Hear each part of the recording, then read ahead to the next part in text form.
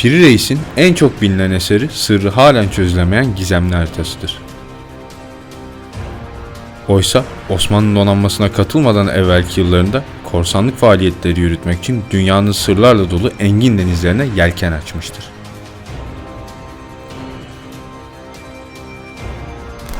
Bu yolculuklar esnasında birçok garip olayla karşılaşmış ve pek çok bilinmeyen bölgeyi keşfetmiştir.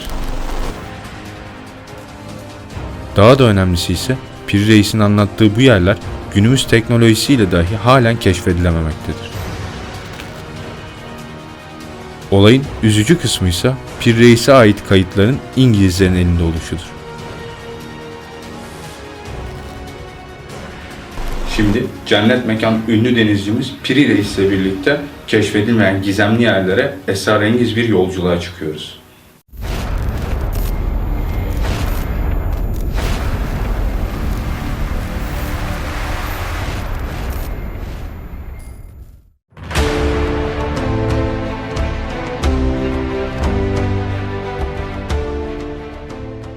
Piri Reis sadece Türk değil, dünya denizcilik tarihine adeta damgasını vurmuş ender şahsiyetlerdendir. Karamanlı bir ailenin çocuğu olan Ahmet Muhyiddin Piri Reis'in ailesi, 2. Mehmet devrinde padişahın emriyle Karaman'dan İstanbul'a göç ettirilen ailelerdendir. Piri Reis, babasının vefatıyla amcazadesi Kemal Reis'in yanında yetişmiştir. Kemal Reis ve ailesi önce İstanbul'a, daha sonra da Gelibolu'ya giderek yerleşti. 1481'de Akdeniz'de korsanlık yapmaya başlayan Piri ve amcası Kemal Reis, 1491'den sonra Sicilya, Sardunya, Korsika adalarına ve Güney Fransa kıyılarına yapılan akınlara katıldılar. 1486'da Granada'nın Osmanlı Devleti'nden yardım istemesi üzerine 1487 ve 1493 yılları arasında gemilerle Granadalı Müslümanları İspanya'dan Kuzey Afrika'ya taşımakla görevlendirildiler. 1499-1502 yıllarında Osmanlı donanmasının Venedik donanmasına karşı sağlamaya çalıştığı deniz kontrolü mücadelesinde Osmanlı Gemi Komutanlığı görevini üstlenen Piri Reis, Akdeniz'de yaptığı seyirler sırasında gördüğü şeyleri ve başından geçenleri daha sonradan Kitab-ı Bahriye adıyla kaleme alacağı ve dünya denizciliğinin ilk kılavuz kitabı olma özelliğini taşıyacak olan kitabının taslağı olarak yazdı. O dönemlerde pek çok kaptan seyir defterlerini kitap haline getiriyor ve yaşadıklarını iddia ettikleri fantastik hikayeleri uzun uzadıya anlatıyorlardı. Piri Reis ise eserlerinde abartılı anlatımlardan uzak kalmasıyla bilinir. Bu sebeple de döneminin en sağlam kaynakları arasında gösterilmiştir. Piri Reis'in ünlü haritası günümüze kalan Avustralya kıtasını gösteren en eski haritalardan biridir. Harita ayrıca kutupların buzlarla kaplı olmadığı dönemlerdeki sahil kısımlarını da detaylı şekilde göstermektedir. Fakat ünlü denizcinin bu ayrıntıları nasıl bildiği halen saygın üniversitelerce araştırılmaktaysa da henüz bir sonuca ulaşılamamıştır. Ünlü harita Avrupa ve Afrika'nın batı kıyılarını ve Güney Amerika'nın doğu kıyılarını gösterir. Ayrıca Deccal'in tutulduğu adayı da gösterdiği rivayet edilmektedir. İlginç şekilde ise boş olduğu açıklanan bu küçük toprak parçası tüm dünyadan izole şekilde Amerikan donanması tarafından sıkı sıkıya korunmaktadır. Aralarında Kristof Kolomb'a ait bir haritanın da bulunduğu 20 kaynağı bütünleştirerek hazırlanmış 16. yüzyıl Avrupa ve Müslüman denizcilerinin coğrafya bilgilerini içeren değerli bir tarihi belgedir. Haritanın büyük kısmı ise ne yazık ki kayıptır. Harita 9 Kasım 1929'da Topkapı Sarayı'nda sarayı müzeye dönüştürme sırasındaki envanter tespit çalışmaları sürerken tesadüfen bulundu.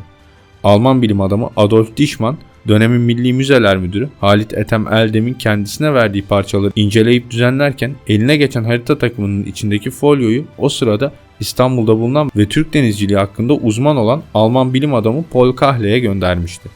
Eserin Piri Reis'in ilk dünya haritası olduğunu teşhis eden Paul Kahle oldu. Profesör Kahle, harita ile ilgili inceleme sonuçlarını 1931 yılında 18. Doğu Bilimleri Kongresi'nde sundu. Haritanın üzerindeki notları Hasan Fehmi Bey Latin harflerine aktardı. Türk Tarih Kurumu'nun başkanı Yusuf Akçura, 1937 tarihli Piri Reis Haritası adlı kitabında haritayı yayımladı. Cumhurbaşkanı Atatürk, haritayı Ankara'ya getirtip bizzat inceledi ve devlet matbaasında çoğaltılmasını sağladı. Haritanın kayıp parçalarını arama çalışmaları sırasında Topkapı Sarayı Müdürü Tahsin Öz tarafından dünya haritası olduğu sanılan bir başka Piri Reis haritası bulunmuştur. Piri Reis 1528'de Amerika'yı gösteren ikinci bir harita da yapmıştır. Piri Reis'in 1553 senesinde Kahire'de idam edilmesinin ardından kanun gereği tüm malları Hazine-i Hümayun'a aktarılmıştır. Osmanlı medeniyeti arşivciliğe dünya üzerinde en çok önem veren toplumdu. Erken dönem Osmanlılardan yakın döneme kadar her şey ince ince kayıt altına alarak belgelenmiştir. 1900'lere ulaşıldığında bu arşiv o denli büyümüştü ki 20'nin üzerinde depo sadece bu belgelerin muhafaza için tahsis edilmişti. İşgal yıllarında İngilizler İstanbul'u yağmaladığında Pir Reis'in donanmaya katılmadan evvel gençlik yıllarında geçimini korsanlıktan sağladığı dönemlerdeki seyir defterlerini de yanlarında götürdüler. Kalan arşivlerse Adnan Menderes döneminde acı bir şekilde Roman ve Bulgarlara hurda kağıt olarak satılmıştır. Bugün elimizde bulunan Osmanlı belgelerinin arşivlerin sadece %15 olduğu düşünülmektedir. Konumuza dönecek olursak, Pir Reis'in seyir defteri İngiliz Kraliyet Tasnif Kurumu'nda uzun yıllar kaderine terk edildi. 1960'lı yıllara gelindiğinde ise Kraliyet Tarih Topluluğu üyesi Lord Henry William Walter'ın girişimleriyle defterler Kraliyet Tarih Topluluğu arşivlerine devredilerek tercüme edilmiş ve incelenmeye başlanmıştır. Bu seyir defterlerinden bir tanesinde Pir Reis'in genç bir korsanken yaptığı çok ilginç bir seferin seyir notları vardır. Ülkemizde Pir Reis hakkında yanlış bir kanı vardır. Onun Akdeniz'den dışarı pek çıkmadığı düşünülür. Oysa bu kanı son derece yanlıştır. 13 Nisan 1490'da amcası Kemal Reis'in direktifiyle Pir Reis Akdeniz'de Hristiyan ticaret gemilerini yağmalamak üzere Şahi Derya isimli kadırga ile Gelibolu limanından denize açılır. Gemide 34 tane denizcisi vardır. 21 Nisan'da Mora açıklarında Ceneviz ticari gemisini takibe alırlar. Hücuma başladıkları esnada bunun ticari gemi süsü verilmiş askeri bir gemi olduğunu top kapaklarının açılmasıyla anlarlar ve geri çekilirler. Bu başarısız girişimin ardından Pir Reis rotasını Batı Akdeniz'e çevirir. 8 Mayıs'ta Fas açıklarında bir Hristiyan gemisini gözlerine kestirirler. Gemiye hücum edip kolayca teslim alırlar. Ancak gemide kayda değer bir mal yoktur. Çünkü gemi alttan su almakta ve tamir edilmek üzere farklı bir limana gitmek için karaya yakın bir rota izlemektedir. Bulunduğu iki girişimde de başarısız olan Pir Reis, Cebeli Tarık civarında 2 hafta kadar dolaşmışsa da uygun bir av bulamamış, bu durumda denizcilerin moralini bozmuştur. Reis farklı bir rota izlemeye karar verir. Öncelikle Fas'ta bugünkü Casablanca limanına girerek geminin su ve gıda stoklarını tazeler. Ardından Cebeli Tarık'ı geçerek Güney Afrika'ya doğru yelken basar. Pir Reis usta bir coğrafyacıydı. Amacı bu fazla bilinmeyen sularda hem yeni ganimetler elde etmek hem de buraları kapsamlı şekilde haritalandırmaktı. 6 Haziran'da Şahi Derya Musa Bay açıklarında demirler. Musa Bay'ın bugünkü Afrika'nın liman kasabası olan Mosul Bay olduğu düşünülmektedir. Tayfasıyla karaya çıkan Pir Reis, buradaki insanların sazlar ve çamurdan yapılma evlerde yaşadığını, pek çoğunun çıplak gezdiğini, ormandaysa değişik cihette hiç görülmemiş hayvan türlerinin bulunduğunu uzun uzadıya anlatır defterde. Ormanda bir süre avlanmak isterler. Ancak tayfa arasında hangi hayvanın dinen caiz olup olmadığına dair hararetli bir tartışma yaşanır. Bulunan bir pınardan gemideki su fıçıları tazelenir. 10 Haziran'da bugünkü Madagaskar'ı soluna alarak açık denize tekrar yelken basar.